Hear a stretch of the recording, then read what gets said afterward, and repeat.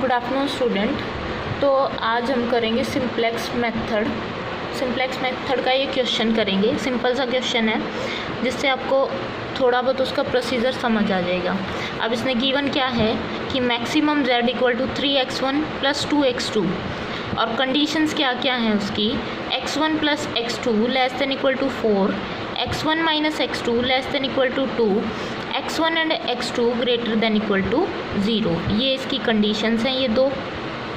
ये objective function है, ठीक है। हमारे पास कितने वेरिएबल्स हैं यहाँ पे, दो वेरिएबल्स है। कौन कौन से, x1 और x2। तो इसका सॉल्यूशन सबसे पहले हमारा काम क्या होता है कि जो हमारे पास इनइक्वालिटीज़ गिवन है ये वाली, इनको क्या करते हैं, इक्वेशन में कन्वर्ट करते हैं। अब ये कौन सी फॉर्म में है, लेस देन इक्वल टू की फॉर्म में है। तो यहाँ पे क्या आएंगे, स्लैक वेरिएबल्स। क्या ऐड करेंगे हम, स्लैक वेरिएबल्स ऐड करेंगे। तो फर्स्ट वाली जो इक्वेशन है x1 प्लस x2 प्लस मान लिया s1 हमारा क्या है, पहला स्लैक वेरिएबल, इक्वल टू क्या हो गई, ये 4 हो गई। और दूसरी इक्वेशन जो है वो हो जाएगी x1 minus x2 plus s2 equal to 2, ये हमारी सेकेंड हो गई, ठीक है। और ऑब्जेक्टिव फंक्शन क्या बनेगा इसके बाद, maximum z equal to 3x1 plus 2x2। अब इसमें क्या आएंगे, स्लैक वेरिएबल्स आएंगे, बट ये स्लैक वेरिएबल्स हैं, इनकी जो कॉस्ट रहेगी वो ऑलवेज क्या रहती है, 0 रहती है, ताकि ये हमारी सॉल्यूशन को क्या ना करे, डिस्टर्ब ना करे। तो अब हमारा जो LPP है वो ये वाली बन गई, ठीक है। फाइनल LPP हमारी ये बन गई, ठीक है। अब क्या करते हैं हम, सबसे पहले हम बनाते हैं स्टार्टिंग सिंप्लेक्स टेबल।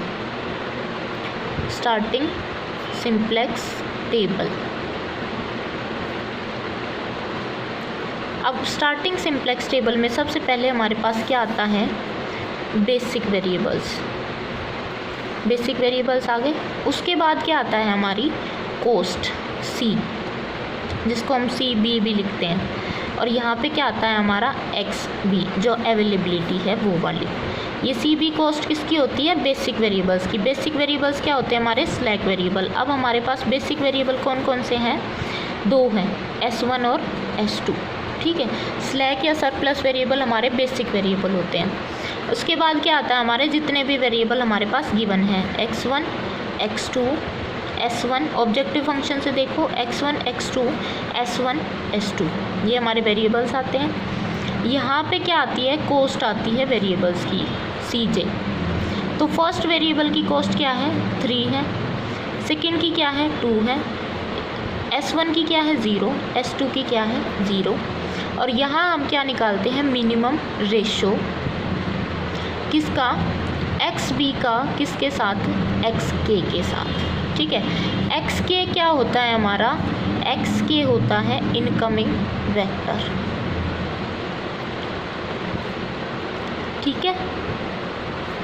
अब यहाँ से देखो, ये हमारा स्टार्टिंग सिंप्लेक्स टेबल हो गया। यहाँ हम क्या निकालते हैं, Z, वो किसके इक्वल होता है, CB इंटू XB के।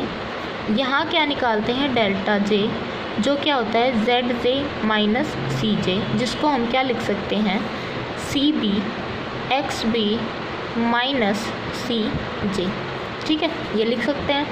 अब यहाँ पे देखो, अब हम वैल्यू पुट करेंगे यहाँ पे। CB कॉस्ट हमारी S1 S2 की कॉस्ट क्या है, 0 0, यहाँ लिख दिया 0 0। XB हमारे जो वेरिएबल्स हैं, जो हमारी रिक्वायरमेंट या जो हमारे पास अवेलेबिलिटी है वो किसके इक्वल है, 4 और 2 के, लिख दिया 4 2। जो राइट साइड में वैल्यू गिवन होती है वो होती है XB। उसके बाद देखो, x1 की वैल्यू फर्स्ट इक्वेशन में क्या है, 1 है। x2 की क्या है, 1 है। S1 की क्या है, 0 है।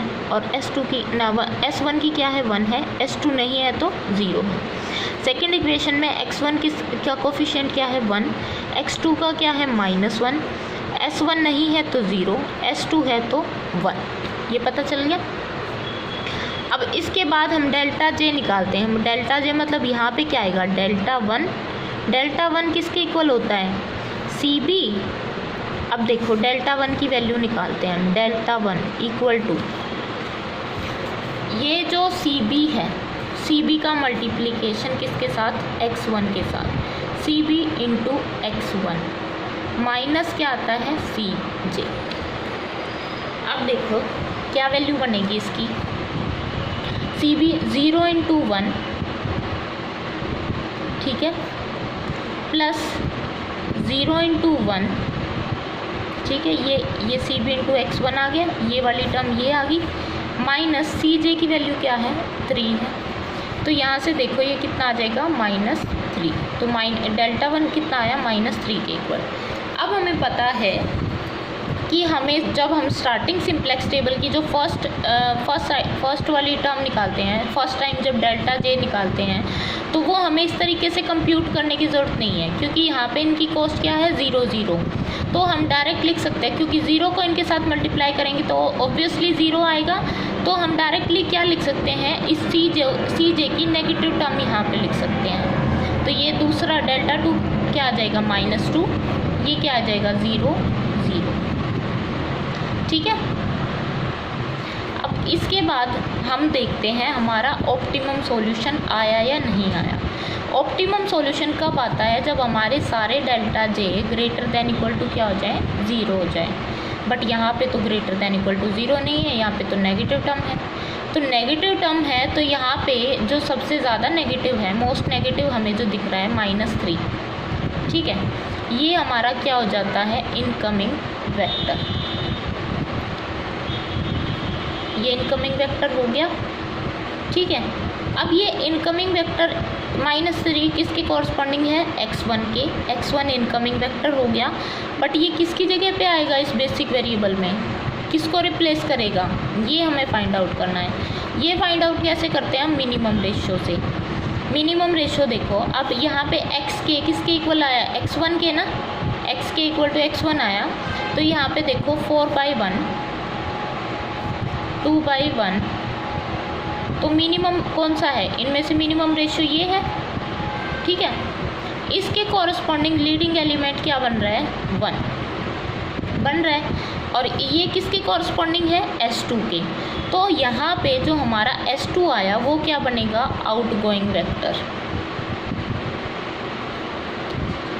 आई बात समझ में, ये आउटगोइंग वेक्टर बनेगा।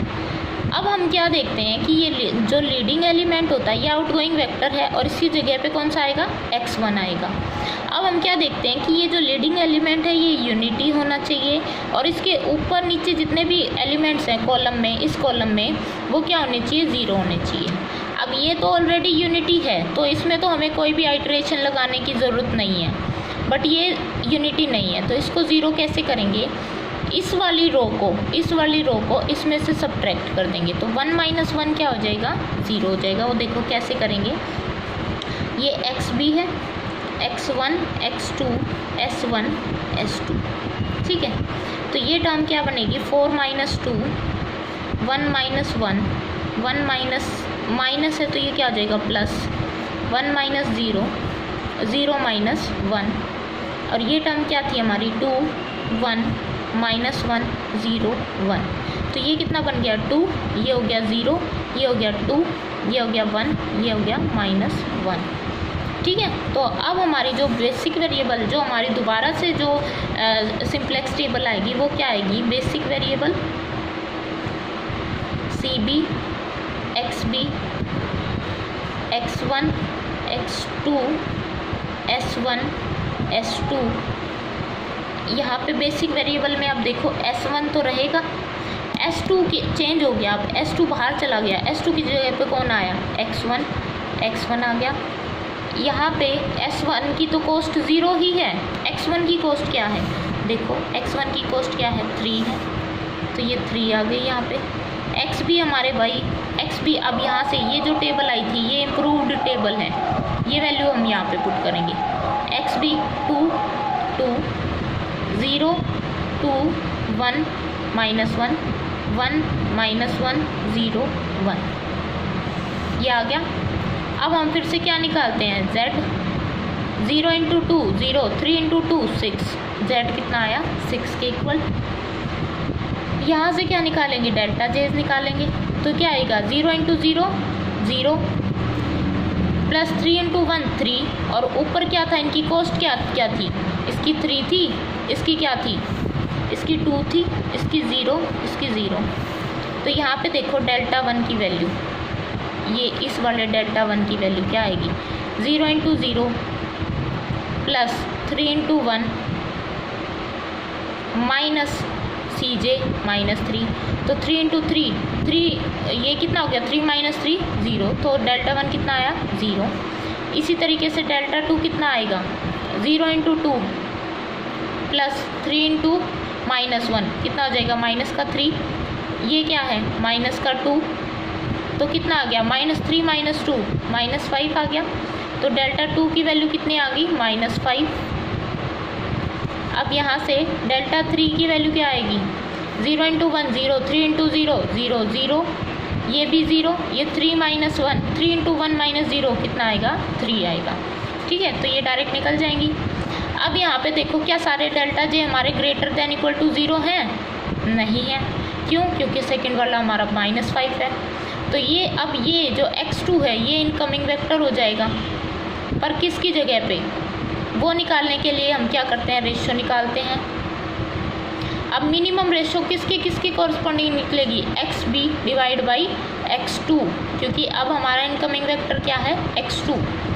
ठीक है, तो यहाँ पे 2 डिवाइड बाई 2 और 2 डिवाइड बाई माइनस 1, इसको हम क्या कर देते हैं, नेगेटिव को नेगलेक्ट कर देते हैं। तो मिनिमम रेशियो क्या आई, ये आई, किसके कॉरस्पॉन्डिंग आई, S1 के। लीडिंग एलिमेंट कौन सा बना, 2। ठीक है, लीडिंग एलिमेंट हमारा 2 बन गया।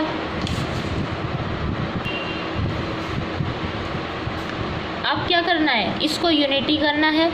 लीडिंग एलिमेंट तो 2 बन गया, आउटगोइंग वेक्टर कौन सा बना, S1। ठीक है, आउटगोइंग वेक्टर। अब इसको यूनिटी बनाना है, इसको 0 बनाना है। इसको यूनिटी बनाने के लिए क्या करेंगे, इसको डिवाइड बाई 2 कर देंगे। तो यहाँ देखो xb x1 x2 S1 S2, इस पूरी रो को डिवाइड बाई 2 कर दिया, तो 2 by 2 0 by 2 2 by 2 1 by 2 minus 1 by 2। तो ये वाली रो हमारी क्या बन गई, यहाँ पे दोबारा लिख रही हूँ, ये बन गई हमारी क्या, 1 0 1 1 बाई 2 माइनस 1 बाई 2। ठीक है, ये बन गई हमारी। अब ये तो यूनिटी हो गई, ये वाली टर्म तो यूनिटी आ गई, इसके नीचे वाली क्या करनी है, 0 करनी है। अब ये जो आई है ना, ये जो टर्म आई है, इसको क्या करेंगे, इस रो को इसमें से सब्ट्रैक्ट कर देंगे, क्योंकि यहाँ पे 1 है, यहाँ पे माइनस 1 है। सब्ट्रैक्ट नहीं करेंगे, ऐड करेंगे, क्योंकि ये ऑलरेडी नेगेटिव है। तो क्या बन जाएगा, ये मान लिया ये R1 है, ये रो R1 है, ये R2 है, ये वाली R2 है।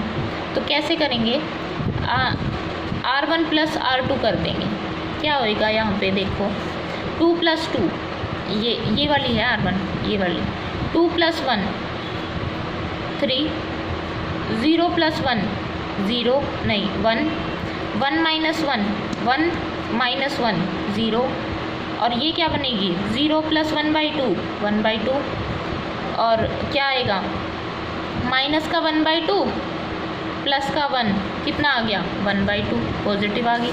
तो हमारे पास अब जो xb आई, xb x1 x2 S1 S2, वो क्या क्या आई, एक तो आई 1 0 1 1 बाई 2 माइनस 1 बाई 2, और ये कितनी आई, 3 1 0 1 बाई 2 1 बाई 2, ये टर्म आ गई। अब हमारी जो बेसिक जो हमारी सिंप्लेक्स टेबल बनेगी, जो नेक्स्ट सिंप्लेक्स टेबल बनेगी, वो क्या बनेगी, basic variable CB XB x1 x2 S1 S2। अब देखो बेसिक वेरिएबल क्या क्या बन गए। अब हमारे यहाँ से क्या हुआ, S1 चला गया, इसकी जगह पे कौन आएगा, x2 आ गया, x1 रहेगा ये वाला। x2 की कॉस्ट क्या है, 2 है। x1 की कितनी है, 3 है। अब हमारे CB XB ये हम यहाँ से लिखेंगे, ये वाली टेबल यहाँ एग्जैक्टली आ जाएगी। ये क्या आएगी, 1 3 0 1 1 0 1 बाई 2 1 बाई 2 माइनस 1 बाई 2 और ये 1 बाई 2। अब फिर से क्या निकालेंगे हम, Z और डेल्टा J। z क्या हो जाएगा 2 इंटू 1 3 इंटू 3 9 और ये कितना आ गया 11। ये कितना आ जाएगा 2 इंटू 0 3 इंटू 1, यहाँ पे कितना था 3, इनकी जो कॉस्ट थी 3 2 0 0, तो ये आ गया, ये तो 0 हो गया, 3 माइनस 3 कितना आ गया 0। अब देखो 2 इंटू 1 2, 3 इंटू 0 0, तो 2 माइनस 2 भी कितना हो गया 0। अब ये क्या हो जाएगा 2 इंटू 1/2 1, 3 इंटू 1/2 देखो ये हो गया 1 प्लस 3/2 माइनस 0 करेंगे तो कितना आ जाएगा 5/2। ठीक है, आ गई ये भी वैल्यू। अब ये कितनी आएगी माइनस का 1 प्लस 2 इंटू माइनस 1/2 कितना हो गया माइनस का 1 प्लस 3/2।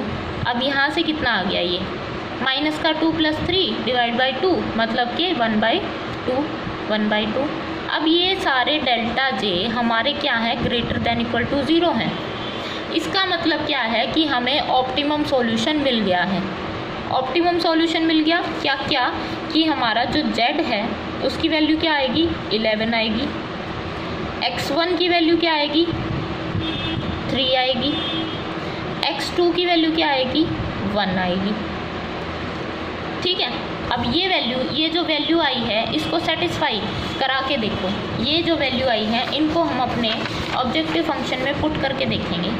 देखो 3 इंटू 3 प्लस 2 इंटू 1 कितना बना मैक्सिमम z में जब हमने पुट किया 11 बन गया, यही आई थी 11 बन गया, तो इसका मतलब क्या है ये वैल्यू हमारी सेटिस्फाई करा रही है। ठीक है, तो ये हमारा एग्जाम्पल था, सिंपल सा एग्जाम्पल था, ये आपको समझ आ जाएगा। इसके बाद मैं आपको नेक्स्ट करा दूँगी।